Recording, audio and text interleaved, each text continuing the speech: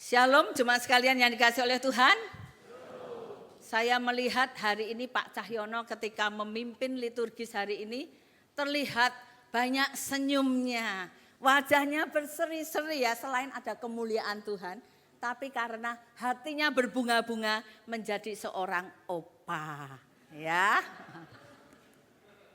Tema hari ini adalah dalam kelemahan kuasa Tuhan menjadi sempurna. Mungkin jemaat, mungkin aktivis, mungkin hamba Tuhan bilang, ini enggak cocok ini kalau Bu Wiwi yang menyampaikan firman Tuhan. Dalam kelemahan, mana lemah? Apalagi Pak Indra itu pasti paling enggak setuju. Ya. Dalam kelemahan kuasa Tuhan menjadi sempurna atau nyata ya. Mari kita akan bersama-sama, sebelumnya kita akan bersama-sama masuk di dalam doa. Mari kita berdoa. Tuhan Yesus yang mengasihi dan yang kami kasihi. Saat ini di tengah-tengah ibadah kami datang dengan hati yang lemah, rapuh, dan penuh keterbatasan. Namun kami percaya, yakin justru di dalam kelemahanlah kuasa-Mu menjadi nyata. Bukalah setiap telinga dan hati kami agar firman-Mu hari ini meneguhkan, menguatkan, sekaligus juga menghiburkan kami. Ini seru doa kami di dalam nama Tuhan Yesus Kristus. Kami panjatkan doa kami ini. Amin. Dalam kelemahan, kuasa Tuhan menjadi sempurna. Kita akan bersama-sama membuka firman Tuhan dari 2 Korintus pasal yang ke-12, ayatnya yang ke-7 sampai ayatnya yang ke-9. Saya akan membacakan bagian firman Tuhan ini dalam perjanjian baru 2 Korintus pasal yang ke-12, ayat yang ke-7 sampai ayat yang ke-9 untuk memikirkan satu topik, dalam kelemahan kuasa Tuhan menjadi sempurna. Firman Tuhan kepada saudara dan kepada saya berkata demikian. Dan supaya kamu jangan meninggikan diri karena penyataan-penyataan yang luar biasa itu, aku diberi suatu duri di dalam dagingku, yaitu seorang utusan iblis untuk menghantam aku supaya aku jangan meninggikan diri. Tentang hal itu aku sudah 3 kali berseru kepada Tuhan supaya utusan iblis itu mundur dari hadapanku. Namun jawab Tuhan kepadaku, cukuplah anugerahku bagimu, sebab justru dalam kelemahanlah kuasaku menjadi sempurna. Sampai di sini firman Tuhan yang menjadi dasar untuk kita merenungkan bersama-sama. Ketika saya mempersiapkan khotbah ini, saya teringat akan peristiwa yang dialamin oleh Semu Ellen. Lalu saya minta izin kepada Semu. Semu, boleh enggak kalau pengalaman Semu saya ceritakan dan saya pakai untuk khotbah di minggu ini. Semu memberikan lampu hijau. Boleh Bu Wiwi. Nah, saudara-saudara, pada waktu itu kami bersama-sama menghadirin pernikahan jemaat yang ada di Puri. Kami diundang di rumah makan. Nah, pada waktu itu hidangan-hidangan itu dikeluarkan. Salah satunya adalah menunya itu ikan. Nah, pada waktu itu Semu mengambil ikan. Ketika dia makan ikan, enggak berapa lama kami melihat Semu itu merasa enggak nyaman dengan tenggorokannya. Apa yang terjadi? Ternyata ada duri ikan yang tidak Semu Ellen lihat itu masuk dan nyangkut di tenggorokannya. Dicoba untuk mengeluarkannya enggak bisa. Lalu kami katakan, Semu, ambil sejumput nasi putih kemudian dikepel, langsung telan. Siapa tahu durinya ikut tertelan begitu ya. Semu coba ikuti. Enggak berhasil. Dicoba dengan berbagai cara nggak berhasil. Akhirnya saya telepon Dokter Titin. Saya ceritakan, Dok, semu Ellen ada duri ikan nyangkut di tenggorokannya. Gimana Dok? Dokter Titin bilang, bawa ke rumah sakit. Pergi ke UGD. Bilang kalau ada duri ikan nyangkut di tenggorokannya. Nanti di UGD itu akan disemprot tenggorokannya, diambil durinya. Segeralah Fumuse mengantar semu Ellen untuk pergi ke rumah sakit Puri Indah. Saya bilang kepada semu itu duri yang mahal harganya. Ya kan? Mahal banget ini. Duri harganya mahal begitu ya. Ketika Paulus mengatakan ada duri di dalam daging, apa sih sebenarnya duri di dalam daging itu apa? Paulus tidak menjelaskan secara jelas, secara gamblang begitu ya, secara spesifik apa sih itu duri dalam daging. Nah, ada beberapa penafsir itu yang menafsirkan, oh itu yang dimaksud Paulus itu adalah godaan yang tak henti-hentinya. Yang lain berpendapat, oh itu adalah musuh yang terus menyerang Paulus, musuh yang keras kepala. Ada juga yang lainnya itu berpikir menyebutkan itu adalah penyakit kronis. Dan yang lainnya lagi menafsirkan bahwa itu adalah penyakit yang menyerang fisik Paulus. Kita memahami duri dalam daging itu bukan betul-betul secara hurufiah ada duri di dalam dagingnya Paulus. Bukan itu poinnya. Tetapi itu adalah sebuah bahasa metafora. Duri dalam daging itu bukan sekedar istilah. Ada makna di baliknya. Nah, apa maknanya? Itu adalah sebuah ungkapan yang menunjukkan bahwa itu adalah sesuatu yang tidak mengenakan, sesuatu yang tidak menyenangkan, sesuatu yang sangat mengganggu di dalam kehidupan Paulus. Sampai-sampai Paulus itu berseru kepada Tuhan 3 kali supaya Tuhan itu agar utusan iblis itu bisa mundur dari hadapannya. Jadi duri dalam daging, kelemahan itu tidak pernah terselesaikan oleh karena Tuhan tidak mengabulkan permintaan Paulus. Tuhan itu menjawab, cukuplah anugerahku bagimu, sebab dalam kelemahanlah kuasaku menjadi sempurna. Apa makna dari pembelajaran firman Tuhan yang hari ini kita akan sama-sama pelajari? Ada 2 hal. Yang pertama, kelemahan adalah pagar kerendahan hati. Ada seorang pria yang terpilih dalam parlemen Inggris memboyong seluruh keluarganya itu ke London. Ia merasa bangga waktu menceritakan pekerjaan barunya, kemudian mengajak mereka semuanya itu berkeliling kota. Ketika berkeliling kota, sampailah mereka salah satunya itu di Westminster Abbey, begitu ya. Nah, ketika sampai di situ, ayah yang lagi berbangga hati ini, dia melihat anaknya itu dengan begitu terpesona, melihat bangunan yang begitu besar dan begitu indahnya. Kemudian sang ayah ini bertanya, sayang, apa yang sedang kamu pikirkan? Kemudian sang putri yang masih kecil ini, dia menjawab demikian.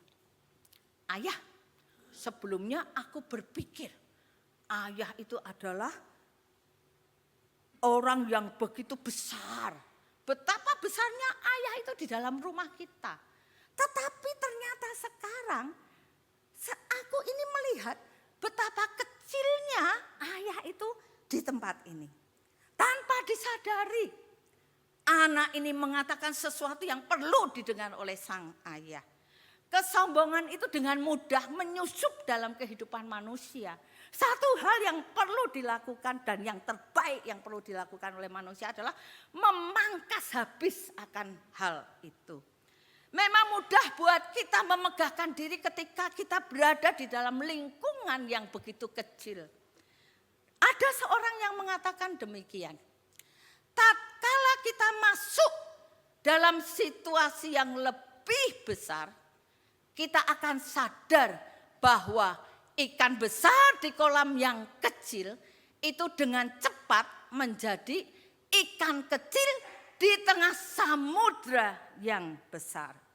Yakobus mengingatkan saudara dan saya, Allah menentang orang congkak, tetapi mengasihani orang yang rendah hati.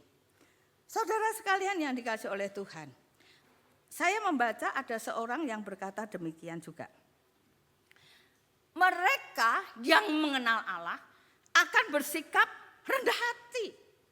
Orang yang mengenal diri sendiri tidak akan memegahkan diri. Bahasa Inggrisnya run itu apa? Lari. Kalau running berlari. Sing apa? Nyanyi. Kalau singing itu bernyanyi. Kalau lagu song. Kalau berlagu bahasa Inggrisnya apa? Songong kayak saudara dan saya. Ya. Sombong, jadi orang yang songong, orang yang sombong. Sebagai orang yang sudah mendapat pernyataan-pernyataan yang wow, luar biasa, yang sangat besar. Seperti yang Paulus ceritakan di ayat-ayat sebelumnya, sangat mudah Paulus itu untuk tergoda menjadi orang yang songong, orang yang sombong, orang yang tinggi hati.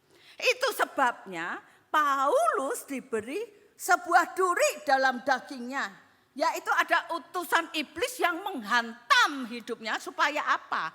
Supaya dia tidak meninggikan diri. Duri kelemahan itu Tuhan izinkan untuk menjadi pagar supaya Paulus tetap rendah hati dan Paulus tidak jatuh di dalam dosa kesombongan dan dosa tinggi hati. Kalau kita punya bayi, waktu bayi itu sudah mulai bisa duduk, berdiri, merambat begitu. Ketika kita menaruh di dalam boxnya, apa yang kita lakukan? Kita akan menaikkan pagar dari box itu. Supaya apa? Supaya anak itu tidak terjatuh dan keluar dari box itu. Itulah yang Allah lakukan. Allah mengambil satu tindakan preventif. Supaya Paulus itu jangan sampai jatuh dalam dosa kesombongan dan tinggi hati. Maka Allah memberikan pagar. Yaitu memberikan duri dalam daging. Memberikan kelemahan. Supaya Paulus tidak meninggikan diri. Duri kelemahan itu menjadi rem rohani buat Paulus. Supaya apa? Tidak kebablasan, tidak keterusan dan akhirnya jatuh di dalam dosa tinggi hati. Ada yang menyebutkan bahwa duri kelemahan yang diberikan oleh Allah kepada Paulus itu bukan musibah, tetapi itu adalah mekanisme kasih Allah untuk menjaga hati tetap rendah dan tidak jatuh dalam dosa kesombongan. Itu berarti itu adalah duri kasih, kelemahan kasih yang justru memagari, melindungi supaya tidak terjatuh. Saudara sekalian yang dikasihi oleh Tuhan. Amsal 16 ayatnya yang ke-18 berkata, kecongkakan mendahului kehancuran. Tinggi hati mendahului kejatuhan. Ada orang yang mengatakan demikian. Anda tidak akan mengalami gangguan pencernaan ketika Anda menelan kesombongan Anda. Setuju ya kita ya? Telan aja kesombongan kita, nggak akan mengganggu pencernaan kita. Pepatah China itu mengatakan demikian. Pohon yang tinggi itu mudah diterpa angin. Tetapi bambu yang rendah itu akan tetap teguh. Kelemahan itu seperti membuat kita seperti bambu. Lentur, rendah, namun kuat menghadapi badai apapun juga. Ada seorang yang bernama C.S. Lewis. Dia mengatakan demikian. Kerendahan hati bukan berarti berpikir lebih rendah tentang diri sendiri. Melainkan berpikir lebih sedikit tentang diri sendiri. Saudara sekalian yang dikasihi oleh Tuhan, demikian juga dengan saudara dan saya. Allah terhadap kita, Allah itu mengizinkan saudara dan saya itu mengalami pergumulan, masalah, tantangan, kesulitan, penderitaan, sakit, penyakit, ekonomi yang lemah, situasi politik yang mungkin tidak memberikan keamanan. Kita menghadapi gelapnya malam, mendongnya awan. Kita diperhadapkan pada perasaan khawatir, gelisah dan resah. Itu semua ada maksud daripada Tuhan. Memberikan kebaikan buat kita, memberikan pagar untuk saudara dan saya, supaya kita ini di hadapan Tuhan dan di hadapan sesama kita, kita adalah orang-orang yang memiliki kerendahan hati. Supaya saudara dan saya tidak jatuh di dalam dosa tinggi hati, songong dan sombong. Kelemahan itu pagar supaya kita tidak jatuh di dalam jebakan tersebut. Marilah kita semua menjaga hati kita tetap rendah di hadapan Tuhan. Dan menjaga hidup kita supaya kita ini berkenan di mata Tuhan sampai akhir hidup kita. Itu yang pertama. Yang kedua apa? Yang kedua adalah kelemahan itu adalah halaman perjumpaan kuasa Allah. Kelemahan itu bukan musibah. Banyak orang berpikir kelemahan itu musibah. Bukan.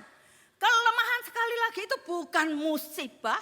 Melainkan kelemahan itu adalah panggung kuasa Allah. Ada seorang yang menulis mengatakan demikian ya. Kuasa Allah itu tidak hadir di zona kekuatan manusia. Melainkan di ruang kosong kelemahan manusia. Satu paradoks ilahi, lemah tapi kuat. Dalam kelemahanlah kuasa Tuhan itu menjadi sempurna. Itulah yang Paulus pahamin dan alami. Paulus melihat bahwa kelemahan itu adalah perjumpaan kuasa Tuhan itu menjadi sempurna. Kuasa Tuhan itu selalu sempurna. Kita ya dan amin. Kuasa Tuhan itu tidak terbatas. Betul. Tetapi mengapa Paulus berkata supaya kuasa Tuhan itu menjadi sempurna? Saya setuju dengan pendeta YTH. Bukan yang terhormat ya. Pendeta Yakob Trihandoko. Dia menjelaskan bahwa Paulus pada waktu itu sedang membicarakan tentang pengalamannya dengan kuasa tersebut. Ketika manusia itu merasa diri kuat, manusia tidak akan mengalami kuasa Allah yang begitu sempurna sekalipun pada waktu itu Allah memberikan kuasanya dengan penuh. Oleh karena apa? Oleh karena manusia masih berpikir kalau itu karena kekuatan diri menentukan keberhasilan tersebut. Namun ketika manusia merasakan mengalami kelemahannya, maka dia akan merasakan kuasa Allah yang luar biasa. Kuasa Allah yang tidak pernah berubah dulu, sekarang dan selama-lamanya. Kuasa Allah yang sempurna, yang penuh itu akan dialamin oleh manusia.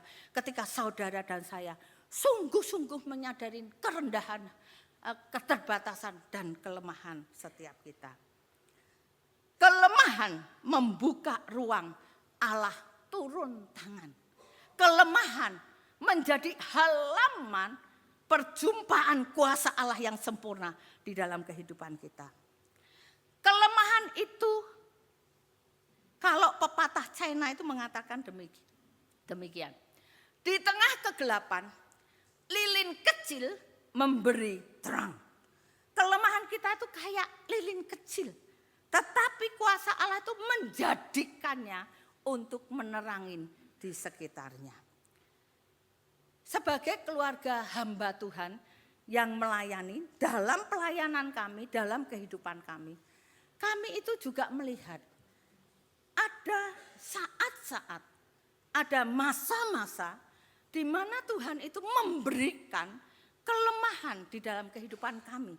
Tetapi sekaligus kami melihat bahwa kuasa Allah, pertolongan Allah itu begitu sempurna dalam hidup kami.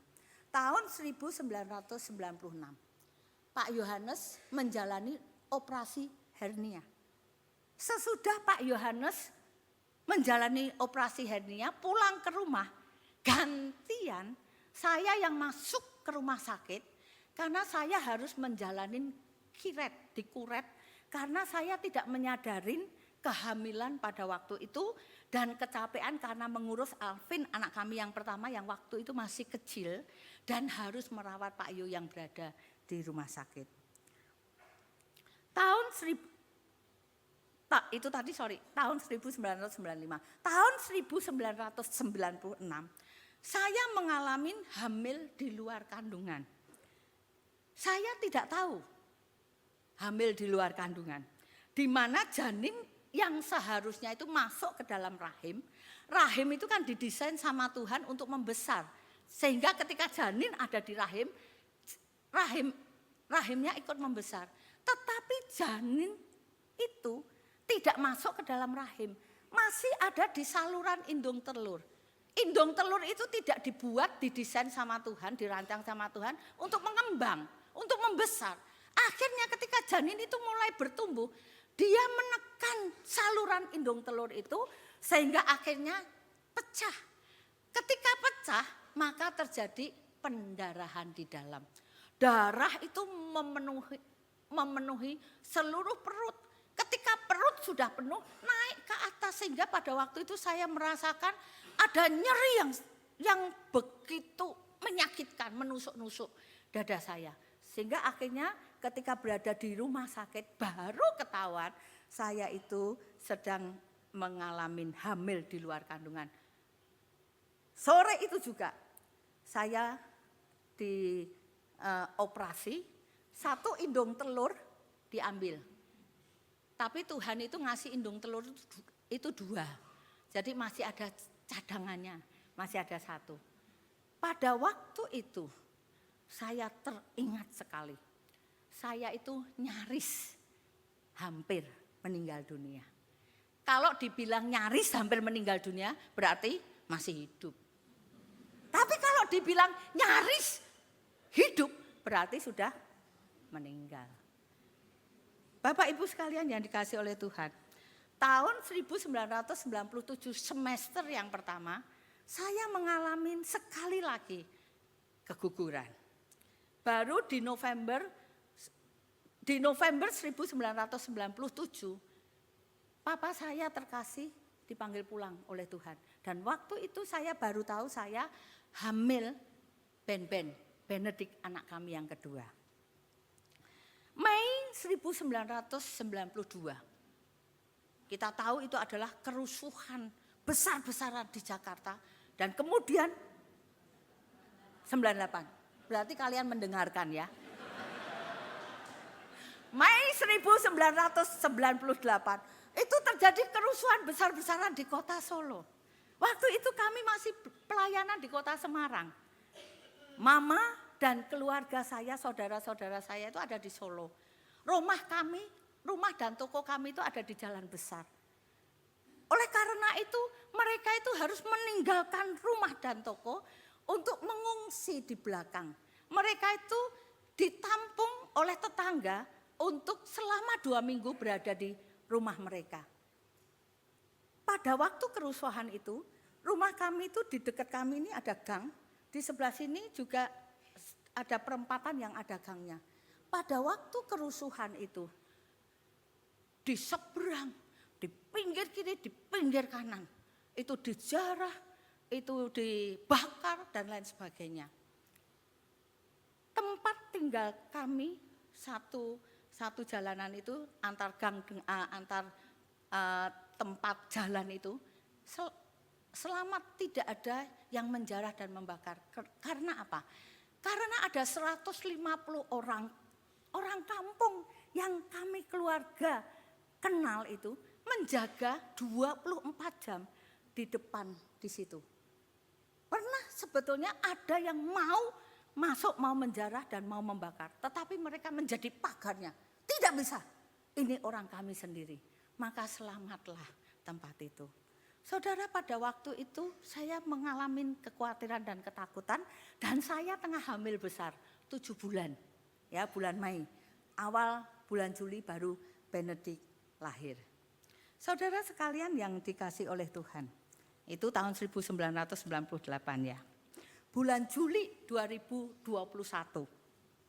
Kita semua ingat itu adalah masa COVID, masa pandemi. Pada bulan Juli itu adalah varian Delta, varian yang begitu mencekam dan menegangkan. Saya lebih tegang lagi, saudara. Tiba-tiba pada waktu itu Pak Yo pulang ke rumah setelah pelayanan mengatakan, "Non, aku nggak bisa kencing sama sekali. Setetes pun nggak bisa, saudara." Akhirnya saya segera telepon ke dokter Titin. Dokter Titin lagi begitu ya, langganan itu ya. Dokter Titin, "Dok, ini Pak Yo mau kencing, setetes pun nggak keluar, gimana?" "Bawa ke dokter Marto." Oke, akhirnya kita bawa, Pak Yo dibawa, saya antar ke dokter Marto begitu ya. Nah, dokter Marto pada waktu itu berpikir, udah ini diobatin dulu. Setelah diobatin saya kateter. Nanti 2 hari lagi balik ya. Oke, terus kemudian di kateter 2 hari lagi balik. Nah, ketika balik, ketika kateter itu dilepas, tiba-tiba pas Pak Yo tuh pengen kencing. Nah, ketika kencing, batunya ikut keluar. Wow, kita bawa ke dokter Marto. Dokter Marto bilang, batunya kalah kuat sama doanya. Karena Dokter Marto tahu Pak Yo seorang pendeta. Ya sudah, selesai. Seminggu kemudian, persis seminggu kemudian, Pak Yo gak bisa kencing lagi. Apa yang saya lakukan? Telepon dokter Titin lagi lah. Dokter Titin lakukan apa? Telepon dokter Marto lagi lah. Begitu ya. Berulang nih. Dokter Marto bilang, bawa ke UGD. Saya periksa di UGD aja. Begitu. Bawalah ke UGD. Setelah dibawa ke UGD, dokter Marto ini bilang, memang pada waktu itu hasilnya itu memang ada 2 saluran, ada 2 batu yang turun ke saluran kandung kemih begitu ya. Nah, dokter Marto itu bilang, lah yang gede aja bisa keluar, batu yang gede aja bisa keluar. Ini pasti batu yang lebih kecil, pasti bisa keluar juga lah. Udah kalau gitu saya kasih obat lagi, kateter lagi, 2 hari lagi balik lagi ya. Kayak cerita berulang begitu ya. Ya sudah, akhirnya 2 hari lagi Pak Yo balik. Minum sebanyak-banyaknya supaya apa? Supaya nanti kalau kencing batunya keluar lagi begitu ya. Nah, ketika kateter dilepas, apa yang terjadi? Keluar enggak? Kagak. Enggak keluar, saudara. Nah, karena enggak keluar, besok itu hari besar, hari libur. Dokter Marto mengatakan harus operasi sore ini juga. Nah, karena harus operasi, kita pergi untuk mengurus asuransi. Nah, setelah itu selesai, kan tidak menyiapkan untuk operasi kan. Jadi akhirnya saya pulang untuk ambil pakaian Pak Yo, ngambil masker sebanyak-banyaknya. Kan lagi masa pandemi begitu ya. Nah, pada waktu mau balik ke rumah sakit saya telepon Pak Yo, nggak terangkat, beberapa kali itu nggak terangkat. Rupanya Pak Yo waktu itu tengah menjalani pemeriksaan darah dan urin kok rutin. Urin ya. Nah, pemeriksaan urin. Nah, ketika Pak Yo kencing, tiba-tiba batunya keluar. Cepet-cepet Pak ayo ambil dari kloset itu, ambil. Karena apa? Itu batu berharga. Ambil, terus kemudian segera kami ketemu sama Dokter Marto lagi. Dokter Marto lihat ternyata itu adalah batu yang lebih gede dari yang pertama, bukan batu yang lebih kecil. Langsung Dokter Marto segera WA Dokter Titin, telah lahir batu yang kedua. Akhirnya Pak Yung nggak jadi dioperasi. Nah, pada waktu beberapa bulan yang lalu, 21 Maret tahun 2026 ini, Alvin anak kami yang pertama-tama itu hanya flu, batuk, pilek, radang tenggorokan. Beberapa hari kemudian itu matanya itu double, kalau lihat itu atas dan bawah. Jadi lihat matanya Pak Cahyono itu 4, 2 di atas, 2 di bawah gitu ya. Terus setelah itu beberapa hari kemudian waktu mau dibawa ke dokter mata, itu jalannya sempoyongan. Bukan cuma jalannya sempoyongan, lidahnya itu kebas-kebas, nggak bisa ngerasain, rasa itu nggak bisa dirasain. Lalu ujung tangan, ujung jari kakinya itu semuanya itu kebas-kebas juga. Kami bingung, tapi akhirnya luar biasa pertolongan Tuhan. Akhirnya bisa sampai ke Siloam Karawaci, diperiksa di sana. Dan sampai akhirnya yang menanganin pas dokter saraf khusus imun dan infeksi. Dan ternyata dokter ini bisa langsung tahu dari gejala itu. Oh, mata double, kebas-kebas, jalan sempoyongan. Ini adalah gejala dari autoimun saraf tepi. Dan ternyata betul, Alvin mengalami autoimun saraf tepi varian Miller-Fisher. Itu adalah penyakit yang double langka, tapi itu varian yang terringan. Sehingga Alvin pada waktu itu dirawat 15 hari. Masuknya itu waktu lebaran. Mulai dari 0. Minal aizin wal faizin. Bermaaf-maafan. Keluarnya 15 hari keluarnya itu pas Paskah. Bangkit hidup. Bangkit hidup. Sampai sekarang Alvin hidup.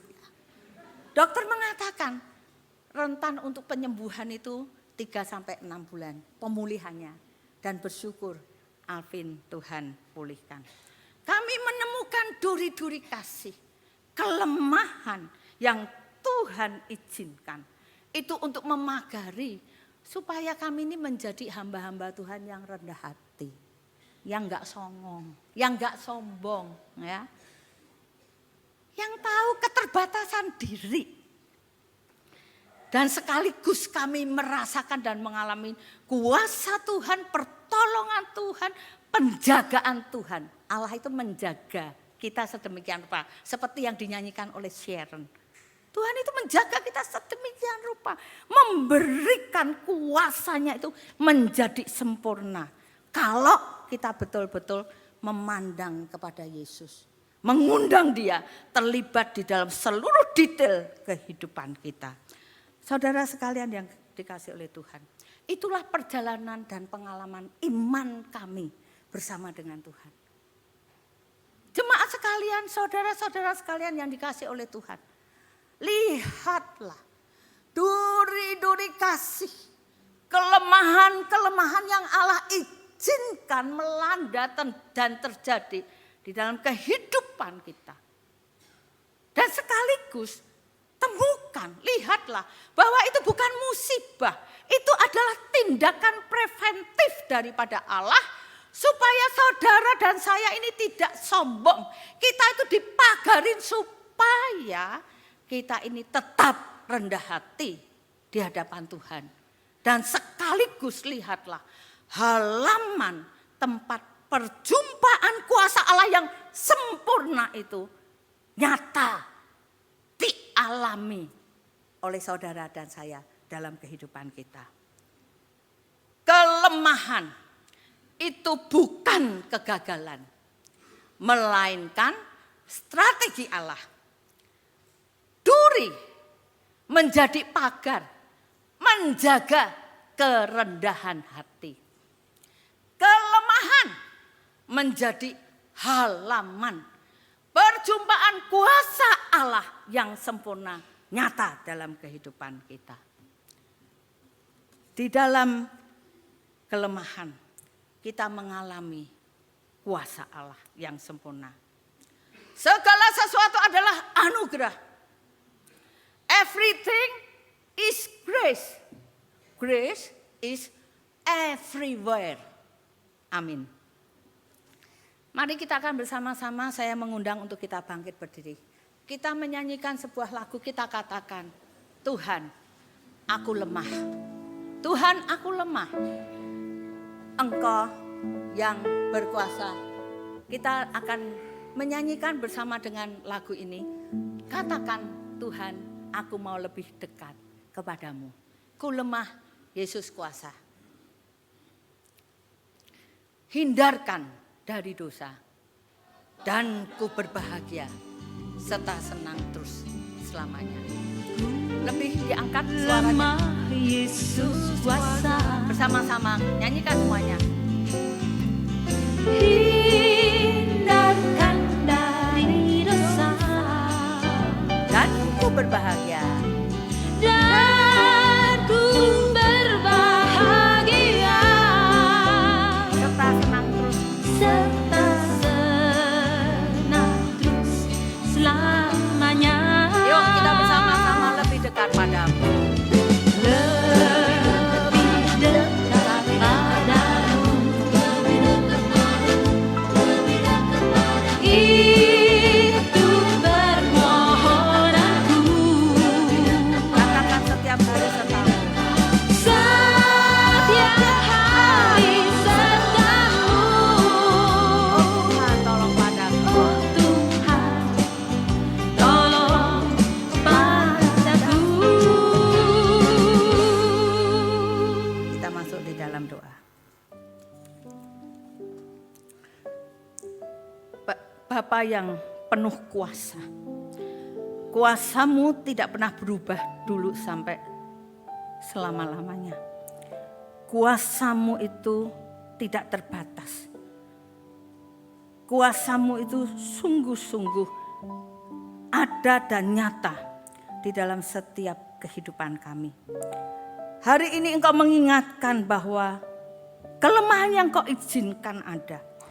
Duri yang Kau berikan itu bukanlah satu musibah, melainkan itu adalah duri kasih, wujud dari perhatian Tuhan kepada seluruh anak-anak-Mu, supaya itu menjadi pagar yang menjaga hati kami semuanya, supaya kami memiliki kerendahan hati dan kami boleh memiliki suatu halaman, tempat di mana kuasa-Mu itu berjumpa. Kuasa-Mu yang sempurna, kuasa-Mu yang penuh itu berjumpa di tengah kelemahan dan kesulitan kami. Tolonglah kami ya Tuhan, untuk terus bersandar. Tidak bersandar pada kekuatan diri sendiri, tetapi terus mendekat dan mengarah, menengadah kepada Tuhan dan kekuatan kuasa daripada Tuhan. Biarlah kami boleh membuka hati setiap kami, mengundang kuasa Kristus nyata dalam hidup kami. Kami sungguh menghidupi Tuhan dan mengalami kuasa Tuhan.